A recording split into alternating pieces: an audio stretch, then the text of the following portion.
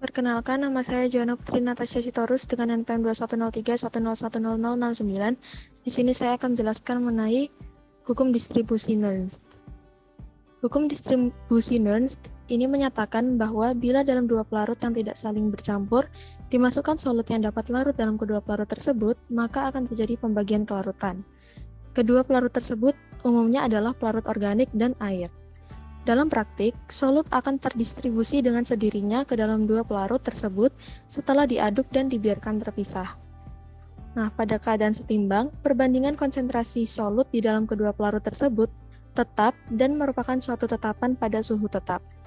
Tetapan tersebut dikenal dengan tetapan distribusi atau koefisien distribusi, di mana koefisien distribusi ini dinyatakan dengan rumus sebagai berikut, yaitu KD sama dengan CO dibagi CA, di mana CO ini merupakan konsentrasi solut dalam pelarut organik, sedangkan CA merupakan konsentrasi solut dalam pelarut air.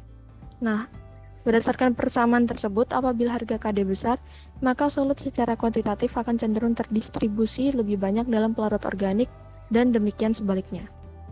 Syarat-syarat dari hukum distribusi Nernst ini adalah yang pertama, suhu konstan, kemudian keadaan molekuler yang sama di kedua pelarut.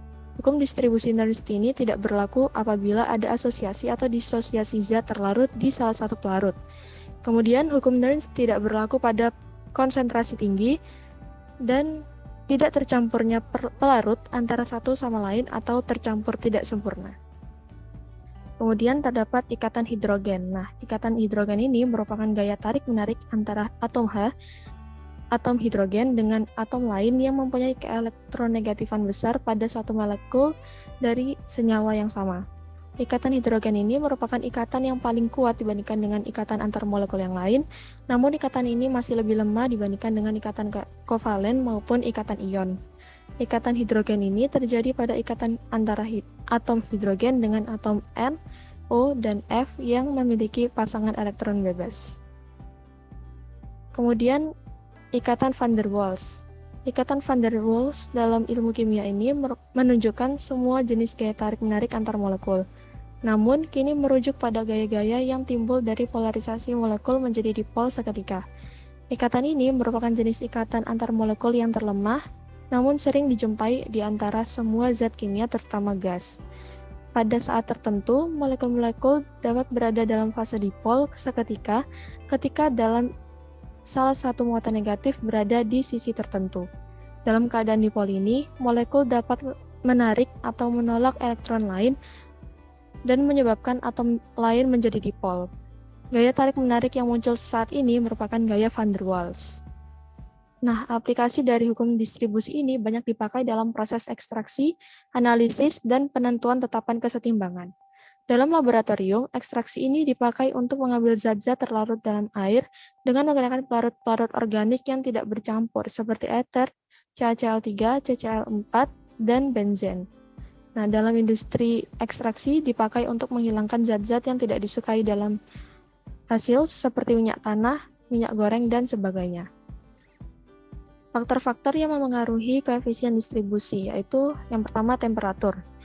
Apabila temperatur semakin tinggi, maka reaksi semakin cepat sehingga volume titrasi menjadi kecil dan berpengaruh terhadap nilai koefisien distribusi. Kemudian, jenis zat pelarut. Apabila pelarut yang digunakan mudah menguap, maka akan sangat mempengaruhi volume titrasi dan akan berpengaruh pada nilai koefisien. Kemudian, jenis zat terlarut. Nah, apabila zat yang akan dilarutkan adalah zat yang mudah menguap, maka akan mempengaruhi normalitas dan berpengaruh pada harga K. Selanjutnya yaitu konsentrasi. Apabila konsentrasi zat terlarut semakin besar, maka semakin besar pula harga K. Prosedur percobaan dalam praktikum distribusi Nernst ini adalah yang pertama, membuat larutan asam asetat dengan konsentrasi 0,5 normal, 1N, 2N, dan masing-masing adalah 100 ml. Kemudian memasukkan 25 cc asetat 0,5N dan 25 cc silen ke dalam corong pemisah. Lalu tutup corong pemisah dan kocok hingga tercapai kesetimbangan, yaitu selama kurang lebih 20 menit, dan pastikan kerannya tertutup. Kemudian keluarkan lapisan bawah yang terbentuk dan ditampung dalam beker gelas. Dan jangan sampai lapisan atas ikut keluar. Kemudian, ambil 10 cc lapisan bawah dan 10 cc lapisan atas.